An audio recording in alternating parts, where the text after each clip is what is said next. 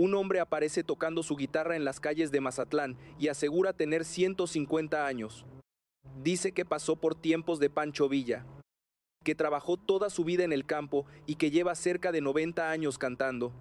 La escena parece pequeña, casi cotidiana, pero contiene una carga simbólica enorme: memoria, revolución, trabajo, música y orgullo mexicano reunidos en una sola figura.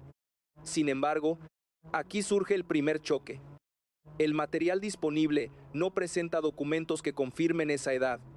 Tampoco demuestra oficialmente que el hombre haya participado en la Revolución Mexicana. Why, aún más importante para esta historia, no muestra que Claudia Sheinbaum haya intervenido, comentado o tomado una decisión sobre este caso. Precisamente por eso, el episodio plantea un dilema político interesante. Si una historia así se vuelve viral, el gobierno enfrenta dos caminos. Puede abrazar rápidamente el relato y convertirlo en un símbolo nacional, o puede mantener distancia hasta verificar cada dato. La primera opción genera emoción inmediata. La segunda protege la credibilidad institucional. Para Claudia Sheinbaum, esa diferencia sería decisiva. Un supuesto testigo vivo de la época de Pancho Villa podría convertirse en una imagen poderosa de continuidad histórica. Un hombre que canta en la calle, recuerda décadas de trabajo agrícola y habla de una vida extraordinariamente larga, conecta con una narrativa profundamente mexicana: resistencia, esfuerzo y permanencia. Pero también existe un riesgo evidente. Si el Estado transforma una historia viral en homenaje oficial sin pruebas suficientes, cualquier contradicción posterior puede convertirse en una crisis de credibilidad. La emoción que hoy produce orgullo podría mañana alimentar acusaciones de improvisación. Ese es el verdadero punto caliente. No se trata solamente de saber cuántos años tiene este hombre. Se trata de entender cómo una historia popular puede llegar hasta la esfera política y obligar a decidir entre velocidad y verificación. Y ahí Claudia Sheinbaum queda en el centro de una pregunta incómoda: ¿qué debe hacer un gobierno cuando una historia capaz de emocionar a todo un país todavía no ha sido confirmada? La respuesta puede parecer sencilla, pero cuando identidad nacional, redes sociales y poder político se cruzan, incluso una guitarra en una plaza puede convertirse en un problema de Estado. La historia del hombre que afirma tener 150 años parece, a primera vista, muy lejos de los grandes temas del poder. No habla de elecciones, no habla de reformas, no habla de partidos, tampoco aparece una institución confirmando su identidad o su edad. Sin embargo, precisamente ahí está la dimensión política del caso, en la distancia entre una emoción popular poderosa y la obligación del Estado de verificar antes de convertir esa emoción en discurso oficial. Para Claudia Sheinbaum, ese tipo de episodio toca una fibra especialmente sensible.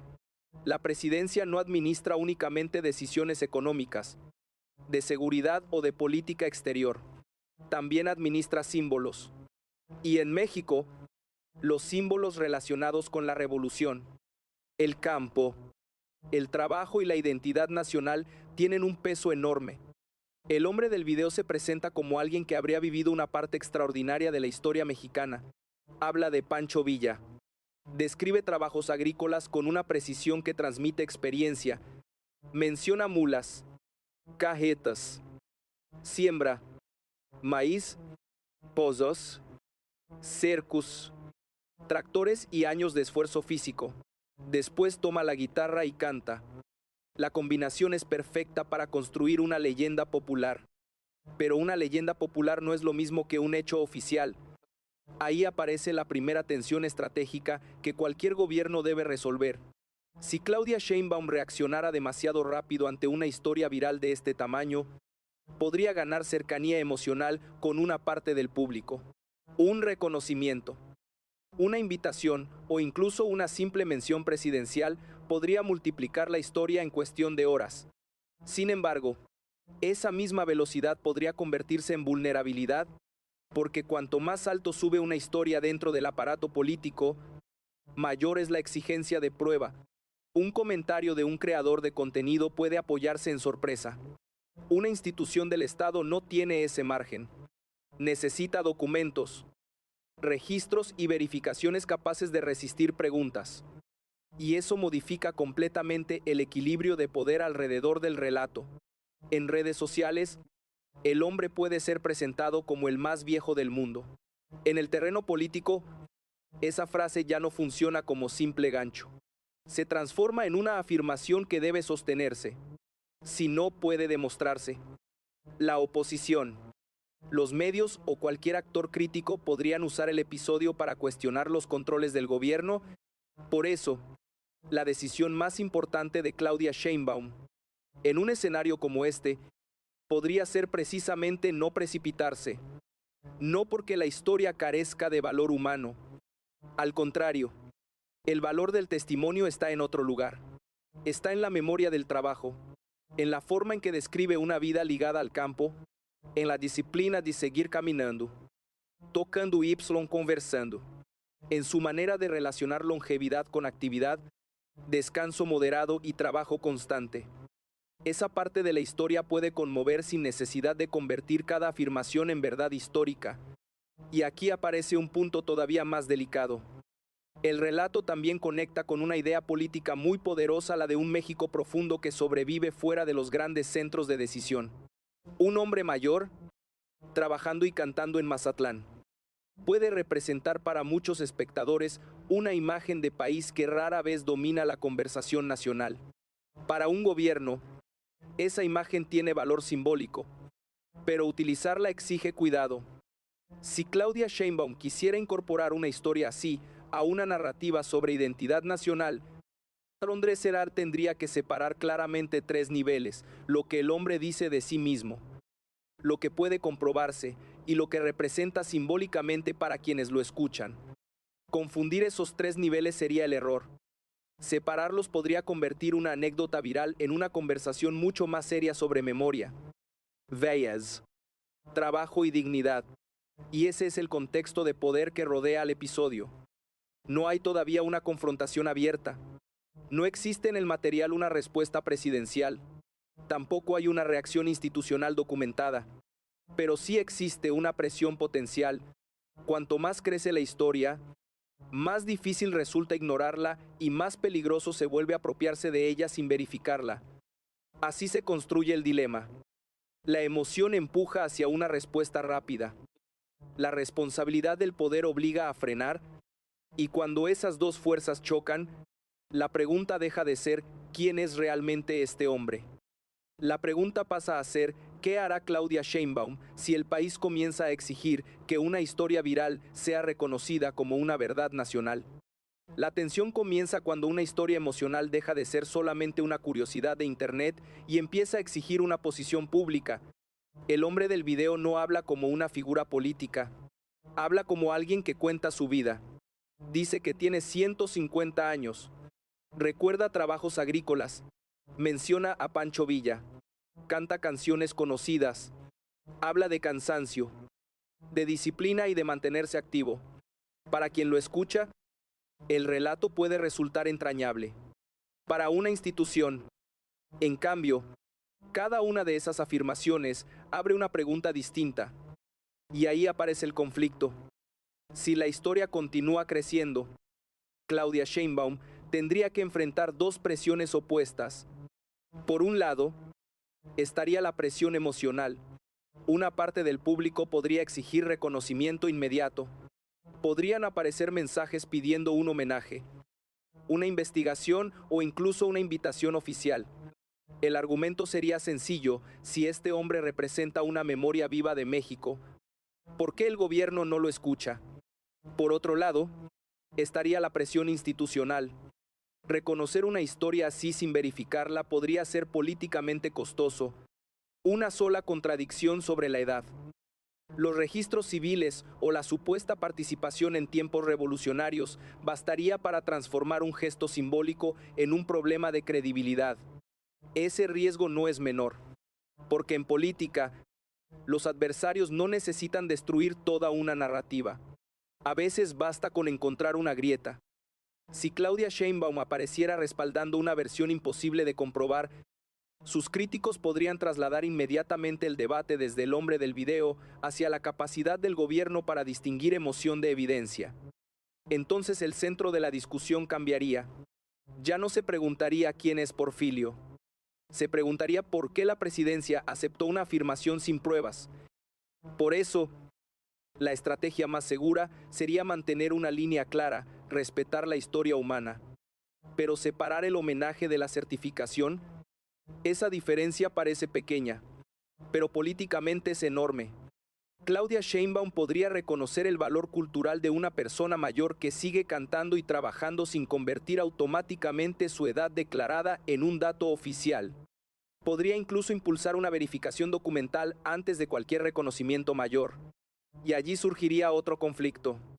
Si las pruebas contradijeran el relato, una parte del público podría sentir que el Estado está destruyendo una historia que les produce orgullo. Si las pruebas confirmaran elementos extraordinarios, el gobierno tendría frente a sí una oportunidad simbólica de enorme impacto. En ambos escenarios, la decisión deja de ser neutral. Verificar también es una decisión política. No verificar, todavía más. Y mientras esa tensión crece, el verdadero valor estratégico de la historia empieza a revelarse. Porque lo que está en juego no es solamente la edad de un hombre. Está en juego la forma en que un gobierno administra la memoria, la emoción popular y la verdad pública. Para Claudia Sheinbaum, esa combinación puede convertirse en oportunidad o en trampa. Todo depende del orden de los pasos. Primero escuchar, después comprobar, y solamente entonces decidir si una historia viral merece entrar en el terreno de los símbolos nacionales. La siguiente cuestión es todavía más importante si Sheinbaum eligiera intervenir. ¿Cómo podría hacerlo sin apropiarse políticamente del hombre y sin poner en riesgo la credibilidad de su gobierno si Claudia Sheinbaum decidiera intervenir en una historia como esta?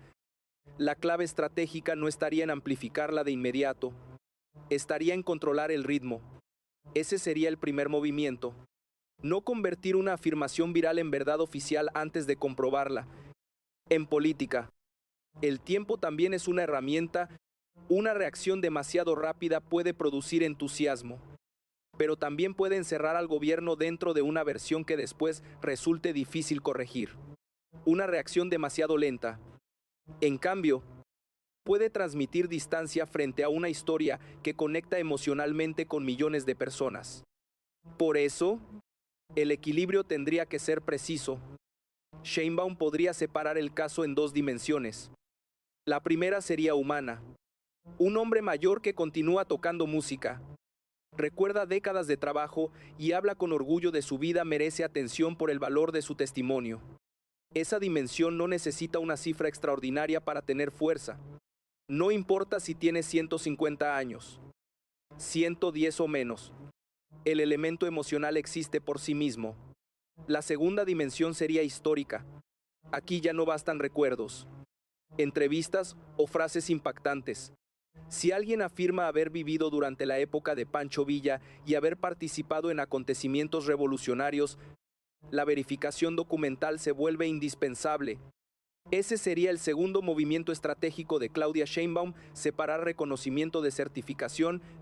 Un gobierno puede escuchar sin confirmar, puede mostrar respeto sin convertir una declaración personal en dato institucional, puede investigar sin destruir la dimensión humana de la historia. Esa distinción permitiría a Sheinbaum evitar dos errores al mismo tiempo. El primero sería apropiarse políticamente del personaje demasiado pronto. Si la presidencia transformara al hombre en símbolo gubernamental antes de comprobar su historia, cualquier error posterior afectaría directamente al gobierno. El segundo sería reaccionar con frialdad y perder una oportunidad de conectar con una conversación nacional sobre memoria, envejecimiento, trabajo y dignidad. Entre esos dos extremos aparece una tercera vía: verificar primero y construir después. Y esa estrategia tiene otra ventaja. Traslada la conversación desde el espectáculo hacia las instituciones. En lugar de preguntar únicamente si un hombre puede tener 150 años, el debate podría abrir preguntas más profundas. ¿Cómo se preserva la memoria de los adultos mayores? ¿Cuántas historias de trabajadores rurales desaparecen sin quedar registradas? ¿Qué valor tienen los testimonios orales cuando faltan documentos? ¿Cómo puede el Estado reconocer esas vidas sin convertirlas en propaganda? Ahí Claudia Sheinbaum tendría un terreno político mucho más sólido, porque ya no estaría defendiendo una cifra. Estaría defendiendo un principio: la memoria popular merece respeto. Pero la verdad pública necesita pruebas. Ese mensaje podría neutralizar buena parte de las críticas. Los adversarios tendrían menos espacio para acusar al gobierno de ingenuidad si la presidencia dejara claro desde el principio que cualquier reconocimiento histórico depende de una revisión seria. Al mismo tiempo, quienes ven al hombre como símbolo nacional no tendrían por qué interpretar esa verificación como desprecio. La clave estaría en la forma: no desacreditarlo, no ridiculizarlo, no convertir la investigación en un espectáculo, simplemente comprobar. Y aquí surge un tercer movimiento posible. Si la historia ganara suficiente atención nacional, Sheinbaum podría permitir que instituciones culturales, archivos históricos o autoridades civiles revisaran los registros correspondientes. Eso mantendría cierta distancia entre la presidencia y la comprobación técnica. La ventaja sería estratégica. Si los resultados respaldaran partes importantes del relato, el gobierno podría reconocerlas con mayor legitimidad. Si no las respaldaran, el costo político sería mucho menor, porque desde el principio se habría presentado la historia como algo sujeto a verificación. Esta lógica muestra algo más amplio sobre el poder. Los gobiernos no solamente deciden qué hacer, también deciden cuándo hablar, qué confirmar y qué dejar en manos de instituciones especializadas. Y en una era donde una entrevista puede convertirse en fenómeno nacional en cuestión de horas, esa capacidad de administrar tiempos es cada vez más importante. Para Claudia Sheinbaum, el caso podría convertirse en una pequeña prueba de una estrategia mayor: escuchar antes de apropiarse, verificar antes de celebrar, y utilizar el peso de la presidencia solamente cuando los hechos ya pueden sostenerlo. Pero incluso una estrategia así tendría consecuencias, porque si la historia sigue creciendo, la sociedad no se limitará a preguntar si el hombre dijo la verdad. También comenzará a preguntar por qué historias como la suya generan tanta emoción. Y esa pregunta puede llevar el debate mucho más allá de una guitarra en Mazatlán. Puede llevarlo hacia la memoria olvidada de generaciones enteras. Ahí es donde el episodio deja de ser anecdótico, y ahí empieza a convertirse en una conversación nacional con consecuencias políticas reales. Si la historia de este hombre continúa creciendo, las consecuencias ya no dependerían solamente de comprobar su edad. El verdadero impacto estaría en lo que el caso revela sobre la relación entre poder, memoria y emoción pública. Para Claudia Sheinbaum, ese escenario tendría varias capas. La primera sería cultural. México posee una relación profunda con sus figuras populares: campesinos, músicos, veteranos, artesanos y adultos mayores pueden convertirse rápidamente en símbolos nacionales cuando su historia conecta con experiencias compartidas. En ese contexto, ignorar por completo un caso que genera identificación también puede tener un costo, no necesariamente electoral, pero sí simbólico. Un gobierno que quiere mostrar cercanía con la vida cotidiana necesita entender qué historias conmueven a la población. Y la historia de un hombre que canta, recuerda el campo y habla de tiempos revolucionarios contiene exactamente ese tipo de fuerza. Sin embargo, la segunda capa es más compleja. Cuanto mayor sea la atención pública, mayor será también la presión para obtener respuestas. ¿Quién es realmente? ¿Cuántos años tiene? ¿Existen registros de nacimiento? ¿Puede comprobarse alguna parte de su relato sobre Pancho Villa? ¿Dónde vivió? ¿Quién puede confirmar su trayectoria? En ese punto, Claudia Sheinbaum podría quedar atrapada entre dos expectativas. Una parte del público podría querer una respuesta rápida y emocional. Otra parte exigiría evidencia. La estrategia de futuro tendría que evitar que esas dos demandas se destruyan entre sí. Por eso, el gobierno tendría que mantener una narrativa sencilla respecto al testimonio, investigación rigurosa y prudencia antes de cualquier reconocimiento oficial. Ese enfoque podría tener un efecto más amplio. Podría abrir una discusión sobre miles de adultos mayores cuyas historias nunca han sido documentadas. Personas que trabajaron durante décadas en zonas rurales, personas que guardan recuerdos familiares, comunitarios o históricos que desaparecen cuando mueren. Y aquí aparece una oportunidad política real. No se trataría de convertir a un solo hombre en propaganda. Se trataría de utilizar el interés generado por su historia para hablar de memoria social. Claudia Sheinbaum podría, en teoría, impulsar una conversación sobre la necesidad de registrar testimonios de generaciones mayores, preservar archivos comunitarios y reconocer trayectorias de trabajo que rara vez aparecen en los grandes relatos nacionales. Eso cambiaría completamente el significado del episodio. La historia dejaría de depender de una cifra extraordinaria. Ya no importaría solamente si el hombre tiene 150 años. Importaría lo que representa, y esa diferencia podría ser clave, porque si la cifra resulta incorrecta, el valor humano de la historia no desaparece. Pero si todo el relato político se construye alrededor de esa cifra, entonces cualquier error puede hacer caer el conjunto. Ahí está el riesgo estratégico.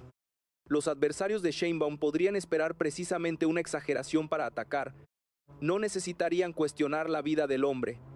Les bastaría con demostrar que el gobierno presentó como hecho algo que no estaba confirmado. Por eso, una presidencia disciplinada tendría que resistir la tentación de convertir viralidad en certeza, pero también tendría que evitar otro extremo, tratar la historia como si no tuviera relevancia, porque la emoción popular también comunica algo. Comunica una necesidad de referentes, comunica nostalgia por un México asociado al trabajo duro, la música y la memoria. Comunica respeto por quienes han sobrevivido a décadas de transformación social. Y esa energía puede convertirse en una fuerza cultural significativa. La pregunta para Claudia Sheinbaum sería cómo canalizarla. Si lo hace con cuidado, el episodio puede fortalecer una imagen de gobierno atento a las historias de la gente común. Si lo hace mal, puede parecer oportunismo. Si no hace nada y el caso escala, puede parecer indiferencia. Ese es el dilema. 3 caminos, 3 riesgos diferentes. Y ninguno puede elegirse solamente por intuición. El paso más seguro sería mantener la verificación en primer plano y el uso político en segundo. Primero establecer qué puede demostrarse. Después decidir qué puede reconocerse. Y finalmente determinar qué significado nacional puede construirse sin deformar los hechos. Ese orden parece técnico, pero en realidad es profundamente político. Porque en tiempos de redes sociales, la verdad compite constantemente con la velocidad. Y para Claudia Sheinbaum. Cada historia viral puede convertirse en una prueba de gobierno, no solamente por lo que decide, también por lo que se niega a confirmar antes de tiempo. El futuro de este caso, por tanto, no depende únicamente del hombre de la guitarra. Depende de si una historia emotiva puede sobrevivir al proceso de verificación sin perder aquello que la volvió poderosa. Y esa respuesta podría definir el paso final de todo el relato. Al final, la pregunta más importante no es si un hombre puede realmente tener 150 años. La pregunta es qué hace un gobierno cuando una historia poderosa, emocional y profundamente mexicana empieza a circular más rápido que las pruebas capaces de sostenerla. Ahí termina apareciendo Claudia Sheinbaum. No como protagonista directa del testimonio, porque el material disponible no demuestra ninguna intervención suya, sino como la figura política que tendría que decidir qué valor institucional puede darse a una historia así si llega a escalar hasta el debate nacional. Y ese detalle cambia todo. Si Sheinbaum se adelantara a los hechos, podría convertir una emoción colectiva en un riesgo político. Si ignorara por completo el fenómeno, podría perder la oportunidad de conectar con una historia que habla de trabajo, memoria, envejecimiento y dignidad. Pero si mantiene la distancia correcta, verifica primero y reconoce después, la narrativa puede transformarse. El supuesto récord de edad dejaría de ser el único centro. La verdadera historia pasaría a ser la de una generación que trabajó la tierra, Recorrió caminos, utilizó animales, máquinas, carretas y herramientas, y que hoy conserva recuerdos que rara vez llegan al centro de la conversación pública. Ese podría ser el giro más importante. No convertir al hombre en un símbolo porque asegura haber vivido 150 años, convertir su aparición en una pregunta sobre cuántas memorias semejantes están desapareciendo sin ser escuchadas. Para Claudia Sheinbaum, una respuesta inteligente tendría que proteger exactamente ese equilibrio. Respeto sin credulidad, cercanía sin oportunismo, reconocimiento sin propaganda y verificación antes de cualquier afirmación histórica. Porque cuando un gobierno transforma una historia popular en símbolo nacional, también asume responsabilidad sobre la verdad que acompaña a ese símbolo. Quizá el hombre de Mazatlán no necesite demostrar una edad extraordinaria para conmover. Quizá sea suficiente verlo tocar su guitarra, recordar años de trabajo y hablar con una lucidez que sorprende a quienes lo rodean. Eso ya contiene una historia. Pero si México quiere convertir esa historia en memoria nacional, tendrá que hacer algo más difícil que compartirla. Tendrá que comprobarla. Y allí está el verdadero punto de inflexión. No en la cifra de 150 años, sino en la decisión de Claudia Sheinbaum sobre cómo separar una leyenda que emociona de una verdad que el Estado puede defender, porque en política, a veces el gesto más poderoso no consiste en hablar primero, consiste en saber exactamente cuándo una historia está lista para convertirse en historia oficial.